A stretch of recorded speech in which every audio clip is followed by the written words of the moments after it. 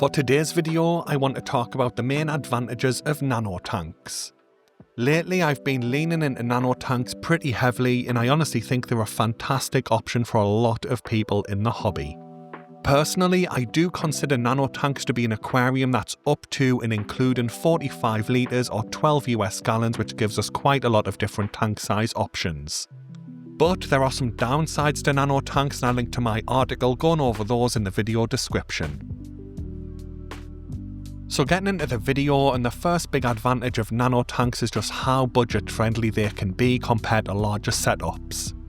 Now I know that might be obvious, but a lot of people new to the hobby do overlook this and fall for some common mistakes. A lot of the nano kit tanks on the market that come with the built-in lights, heaters and filters can seem like a great deal because of their price if you're new to the market, but the actual accessories that come with them can be questionable in value.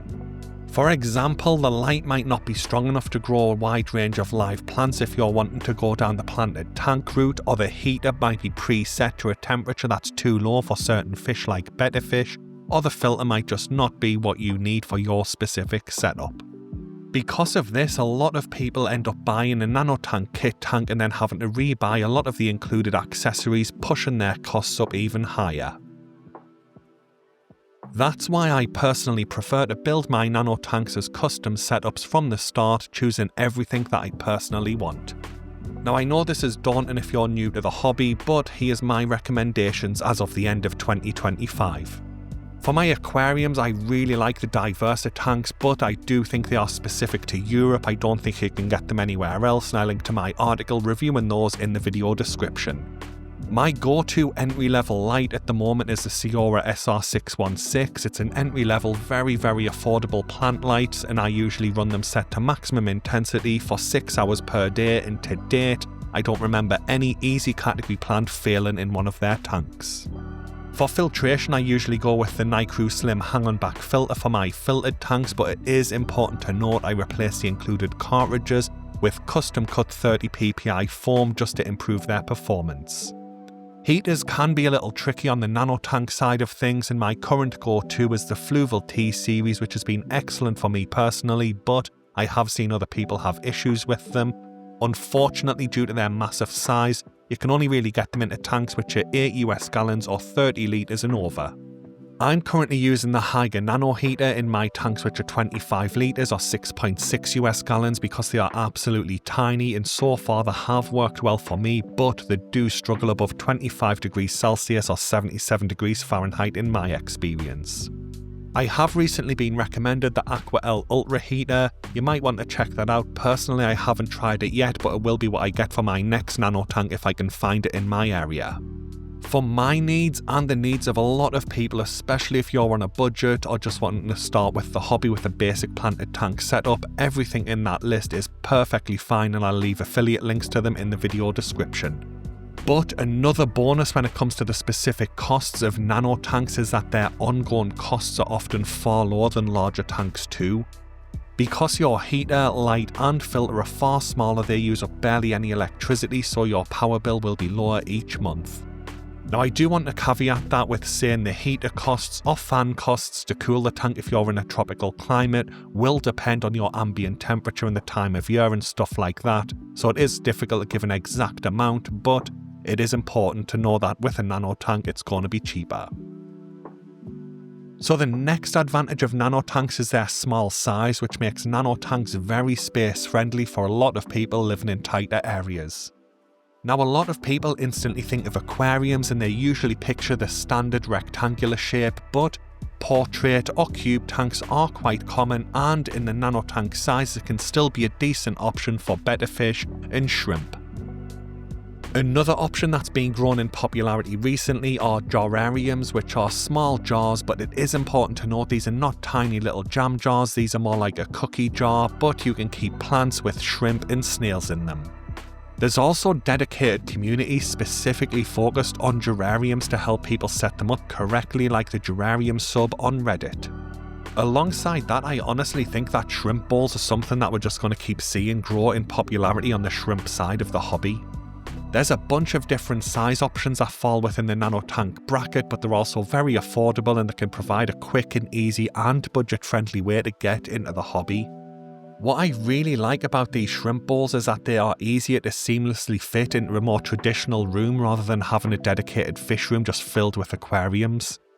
Now mine is just a week or two old right now, so the plants haven't had time to grow in or anything like that, so it is looking a little bit rough, but you get the idea. You can make these aesthetically pleasing, and it might make it easier to get your partner to let you keep one in the living room or something like that. So for people who are living in smaller apartments, university dorms, military barracks, or people who just have confined spaces for other reasons, these nano tanks can be an excellent option. Moving on, and we get to how easy it can be to maintain a smaller nano tank. The smaller glass panels means there's less surface area to clean, so you can quickly and easily wipe them down when needed. The limited planting space can also work in your favour because you can get fewer fast-grown stem plants or stall-on plants into the tank, reducing maintenance when it comes to trimming excess plant mass. The filters for nano tanks are also far smaller too, so there's less filter media to clean out when needed. Personally, I don't gravel vacuum any of my tanks, but for people who do, the smaller footprint in a nano tank makes that easier too. And when it comes to doing a water change, there's a massive difference between doing one on a smaller nano tank and doing one on a medium or large size tank. For example, my 160 litre or 40 US gallon tank requires far more time and effort to do a water change compared to my smaller nano tanks that take a fraction of the time and effort. So all in all, nano tanks can drastically reduce the maintenance requirements, helping free up your time to just enjoy your aquarium. Next up is breeding livestock, and I know this isn't for everybody, but it can be a big part of the hobby for a lot of people. Personally, I'm not interested in breeding my fish at all, but I do enjoy trying to breed my Neocaridina shrimp colonies to be as large as possible. Having multiple nano tanks makes it far easier to keep the different lines of shrimp, snail and nanofish that you're trying to breed separate. This helps to avoid crossbreeding and preserve the specific colours and patterns that you're trying to promote in your breeding projects. Right now, all but 2 of my tanks only hold a single line of Neocaridina shrimp to try and maximise the chances of their offspring staying true to their line. So far, that approach has been working really well for me, but the same principle will apply if you're breeding other nanofish such as guppies or endlers or anything else that's suitable for this tank size. On top of that, nano tanks can also serve as an affordable grow-out tank, letting you move the baby fry into those to prevent their parents from eating them. Finally, I want to talk about what happens when things go wrong and how nano tanks can help minimise damage. For example, during the heat wave last month, I accidentally knocked one of my tower fans over and it landed right on my 25 litre or 6.6 gallon high-grade cherry shrimp breeding tank. Thankfully, only 2 of the shrimp were washed out and I managed to catch them quickly and get them back into water, so there wasn't any real damage because the bulk of the colony was tucked in the background grazing on the moss. But the key point is, if that tower fan had fallen a couple of degrees to the right, it could have been in line to hit my 160 litre or 40 US gallon tank, and that would have been a completely different story.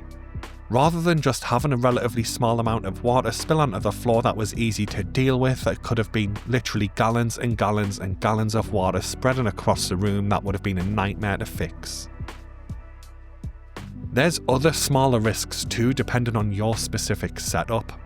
A good example is the Nicrew Slim hanging back filter if you'll keep it with the standard cartridges, but like I mentioned earlier, I replaced mine with custom cut 30 ppi foam. These cartridges can start to clog surprisingly fast, and because there's no overflow spillway on their filter to stop any water buildup, it will result in the filter leaking. Thankfully, due to it being designed for use with nano tanks, it has a very small motor, so in the worst case scenario, you're probably losing about 30% of your tank's maximum water volume before it loses the siphon and it stops sucking water up. Now that is worst case scenario because most people will notice the water level going down when they go to feed their fish and be able to prevent it getting bad.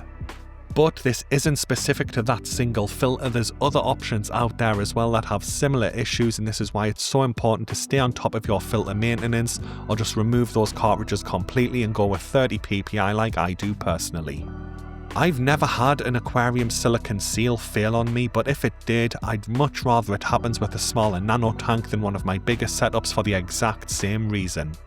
The smaller amount of water being leaked into the room is just so much easier to deal with than the worst case scenario of it being my 160 litre or 40 gallon tank starting to leak, so it's just another win for the nano tanks. Anyway guys, that brings the video to an end. I hope it's been helpful, thanks for watching and good luck with your nano aquariums.